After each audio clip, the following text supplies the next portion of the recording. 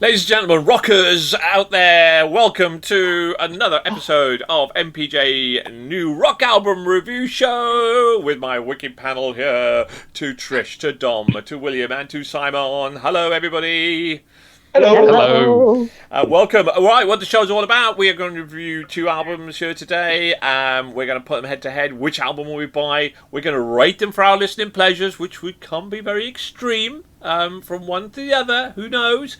And we'll rate them, and will they get into our Hall of Fame? Will they get into our end of the year show? Well, tune in, keep to the end, and if you do like what you hear, please like and subscribe to our show for lots of album reviews. We review 16 albums a month, and lots of really cool interviews with up and coming bands and old bands. And check out our YouTube channel; it'll be amazing. Right, okay. So who have we got here today? We have Shakra and their album Invincible, and they are up against Art Nation and their album Inception. So who are they then? Well, let's start with Shakra and their album Invincible. Who are Shakra? Well, they first released Shakra in 97, moving forward in 99 by touring with The Great White and Uriah Heep, so they've been around a while. The earlier career of this Swiss band was steep in learning curve with dramatic success, but the real breakthrough came in their third record, Power Ride, in 2001, when singer Pete Wedmer was forced to leave the band because of ill health, replaced by Mark Fox. Fox immediately put his stamp on the following album, Rising, which saw Shakra hit the German and Swiss album charts. The band played several concerts and festivals, one of which was the prestigious Bang Your Head event, and the controversial video clip for the song Chains of Temptation showed the singer Fox giving himself a heroin injection. Oh my gosh. And after supporting Iron Maiden at the Swiss Spirit Rock Festival, Shakra went on a 12-country tour with Hammerfall and Stratovarius, and the band played a significant show in Zurich with Guns N' Roses in 2006. Shortly after Everest's album was hit, Mark Fox left the band and was replaced by John Prakesh on vocals. Shakra. Okay, right, well, who are we going to start with today? Let's start with young Simon. Simon, a bit of Shakra. What did you think? Had you heard of them before? No, never encountered them before, I'm afraid.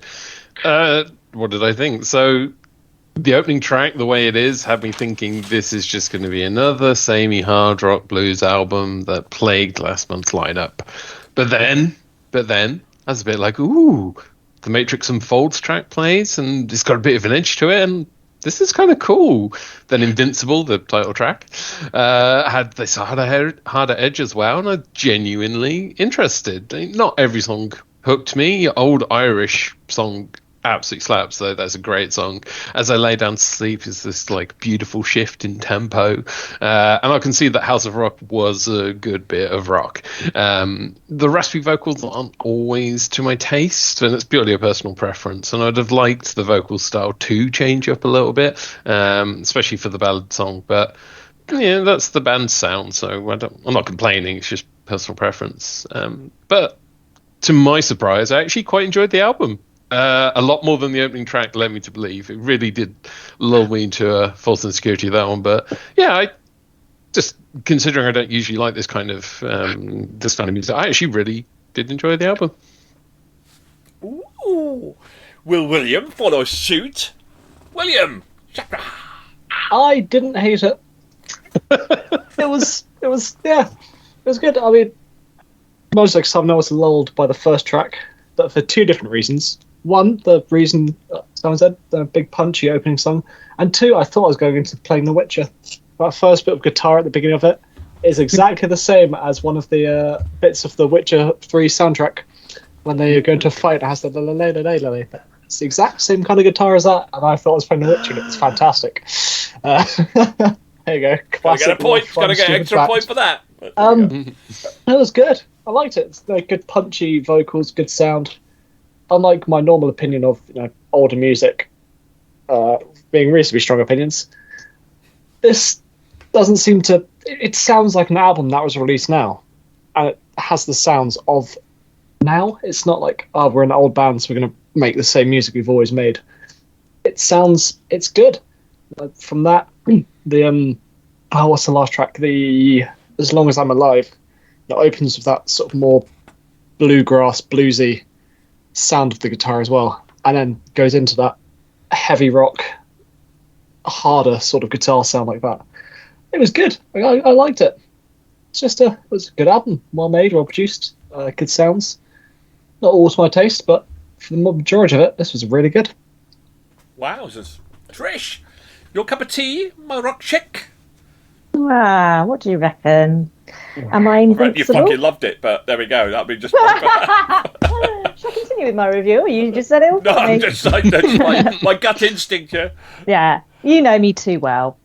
As soon as I heard the first chords of the opening track, The Way It Is, that had similar sounds to bands like Stone Broken, Hollow Star, who I absolutely love, I knew I was going to have my sweet spot hit with a bit of Shakra. And it didn't disappoint. With heavy rhythmic mesmerising guitars and drums in true rock style, check out Devil Left Hell to see what I mean. And go get yourself some Shakra to fill up your rock tank. Enough said. Crack on. Domsky, right, what do you think about a Shakra? I thought it was all right, actually. Yeah, it's not my normal style, but I think I kind of agree with what others have said. I think that they find points where they get to this sweet spot between sort of some hardness and catchiness. Does that make sense? So there's a bit of that you hit that sweet spot, and where you find yourself singing along, and I enjoyed that. Like the bluesy rock thing, like I say, is not my normal style that I'd enjoy. It wasn't amazing, but I thought there was some good fun in there, it's strong production as well. It sounded good, I think, in the mix. So I was happy. I was happy listening to it. That's all you need. Listen, this John Prakash with his rasping vocals has got AC/DC DNA right through their body, and AC/DC, one of my all-time favourite bands. But I don't like it when somebody, is a direct parody of that. But when I think to myself, they have AC/DC in their DNA, but they're not AC/DC, and that's what this kind of what this album says to me, because it had its own style. It had it delved into more kind of blues rock on time. It brought it back. It slowed it down. Let's be honest about AC/DC. Never did a rock ballad in their lives, for that I can remember. Whereas obviously they did. So Between the Lines, The Way It Is, I agree. Old Irish song. Wow, what a track. Tell Her That I'm Sorry. It really hit my sweet spot, absolutely to perfection. I absolutely adore this album, and to have 4 tracks that go onto my cool playlist is, normally I try to stop at 3, but I couldn't stop at 3. I had to have Old Irish in there as well, and so I kept put that. Oh, I'm gonna add this one. No, you got to stop at 3 nights. You can't, because your whole playlist will just be that one album. Listen to the album if you're going to put more than 3. I talk to myself. I just literally have a conversation with myself about that. But I couldn't resist it with this album. I thought, I personally really love that rasping kind of vocals, it kind of resonates with me, and that's because obviously I probably love AC/DC, but you can't. There is different comparisons there, but they do take it off in slightly different directions, and I absolutely. So I liken it to the likes of Goodbye June and those sorts of bands, which I really enjoy. Loved it. Absolutely adore this album, and I want more Shakra in my life. And obviously maybe I didn't hear them before, and I used to follow quite a lot of Iron Maiden, but obviously John Prakash has come in and done the vocal side of it. So yeah, I want to hear more of John. Bring on John. Absolutely fantastic. So okay. Inception. Then they're up against Inception, and their album. No, Art Nation. Sorry, the album's called Inception. My apologies. Who are Art Nation? Well, they are a Swedish melodic rock band from Gothenburg. We haven't had a Swedish band. It was just all Sweden at one point, wasn't it? So we've gone back home almost. Founded in 2014 by Alexander Strandell, their debut album Revolution was released in 2015 by German record company Metal Heaven. The band was nominated for one of Sweden's biggest music prizes, Gaffa Priset, in 15, 16 and 17 as Best Live Act of the Year and Swedish Breakthrough of the Year. And then Swedish Group of the Year, like Zara Larsson, Ghost, Leher, Hellstrom and Flames. In 2017, Art Nation released his second album, Liberation, with a tougher, more modern sound than before. We wanted to broaden the boundaries to see what was possible to do to renew, says Alexander Strandell. Let's start with William then. William, Art Nation, had you heard of them before? No, this is a whole new experience to me, these guys. And a quite welcome experience. That for the first track on an album is such an important thing to get you into it, and it has that slow sort of it's video game referencing time again, like a very Doom intro to it. The guitar at the beginning sounds right out of the Doom games, which that's pretty cool.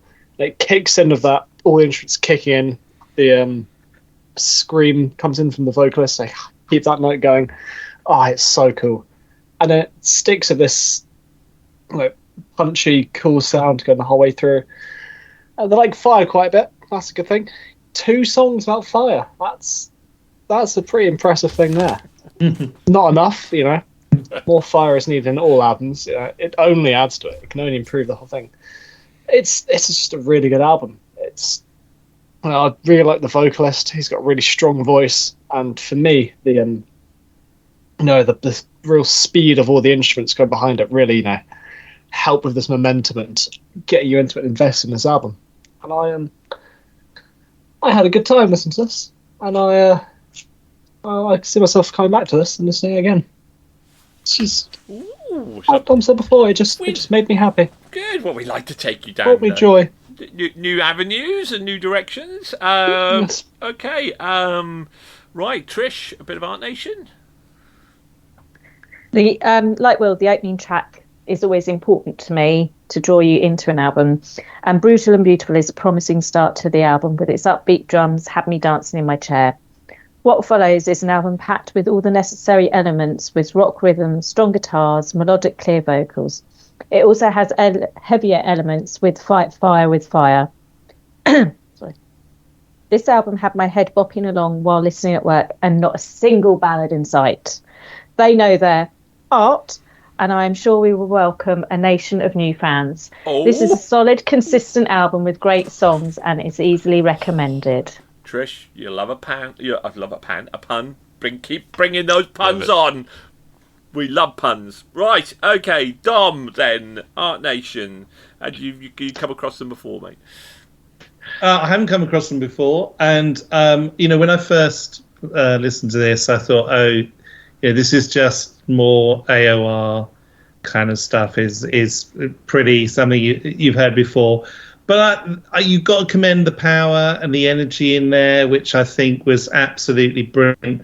Again, I agree, Trish, the absence of ballads is always a good thing in my mind. And, lots of atmosphere in there. And, it's catchy. I thought if you had to listen to AOR, then this is the kind of AOR that I would like to listen to anyway. So, it was good.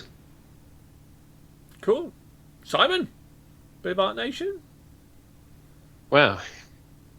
Speaking of that opening track, it is very important. And, that opening vocal line, I thought he'd stubbed a tail, trapped a bollock or something. But it's okay. He's fine. He was just warming up, just getting into the hard rock groove.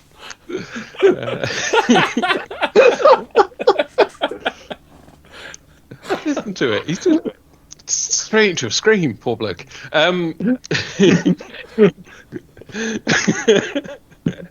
So Inception, I think it suffers slightly for me for being reviewed as an album as a whole, because the next couple of tracks have these really diverse intros, but it feels like the songs end up at the same sort of place and similar sounds. But not every track, and Breakup really caught me off guard, and I quickly slammed that favorite button on Spotify to add it to my personal favorite tracks because it's such a good bop. And from there, Light the Fire, great. Somewhere I Know I Belong, Superman, all great tracks, absolute bangers on the second half of the album. And I can really picture something like Superman being used in a TV show as that sort of catchy jingle to it, and that sort of rad guitar solo to riff off of. And overall, I really enjoyed the album. The opening half is a little bit weaker, I think, but the second half is fantastic. Yeah, this one was a bit like, yeah, I agree. Breakup, what a great track. Breakup is a great track, and I really like Echo as well. And I think I go along with Simon. The first half of the album was a bit, yeah, but then it got better through the second half of the album, and I really enjoyed that second half of the album. So it was an album of two halves for me. It was a bit. Yeah, and obviously, guess what, guys? It didn't have a feckin' ballad, and that's what, and it should have had a ballad, okay? You don't, no dissing fucking rock ballads. A good rock ballad, it could be just one, makes an album, because it gives that wonderful contrast, and it lost points because it didn't have a rock ballad in there for me either. So I enjoyed it. I did enjoy the album. I thought it was cool. It was solid album with a couple of really good tracks in there, and I would definitely listen to the album again. I definitely would want to listen to kind of more, but I thought the first half wasn't as strong as the second half. But there we go. Right, okay, right. Well, let's see where we get up. This could be a really interesting battle. It's going to be a strong one. It's going to be a battle and a half here, isn't it? Who's going to get it, Shakra or Art Nation then? So we start with Simon. So Simon, Shakra. 3. 3? Will? 3.5. Ooh, 3.5. Dom? 3. Trish? Well, I've not had mine out yet for a while, and now Miss Shakra's filled it, so it's a 5. 5! Hey, Trish, let's go. Double 5! Yeah! Wow. Really, I love this album. I really do love this album. Right, okay, so we've got 8.5, 11.5, 60. Oh, you two, you lot, half a point more. Somebody should have given half a point more. That should have been half a point better. 10, 19, 19 and a half. Oh, Cruelly Falls just shy of the Hall of Fame. 19 and a half. Mate. Right, okay. Art Nation then. Will, Art Nation. 4. 4. Yeah. Dom? 2.5. Ouchie. Simon? 4. 4. Wowzers. Trish? 4.5. 4.5. Ooh. 3.5 for me. 3.5. Oh, that's going to be close, isn't it? We got 12 and a half, 12 and a half, 15, 18 and a half. Oh, so close. Right. I would buy Shakra.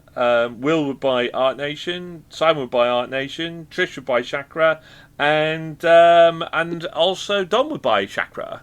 So Shakra, by the thinnest of margins, by 2 very good albums. Very good albums, but Shakra wins the battle, but only just. And well done to both Shakra and to Art Nation for actually 2 really, really good albums. Shakra definitely deserved to be in the Hall of Fame, but didn't quite get there. But there we go. Anyway, thank you very much for listening. Please like and subscribe if you like what you saw. Please check out our wonderful interviews and loads of album reviews on our channel. And thank you very much to Simon, to William, to Dom, and to Trish for joining me today. Keep on rocking out there, everybody. Keep supporting your local bands. And, stay safe. Goodbye. Bye. Bye.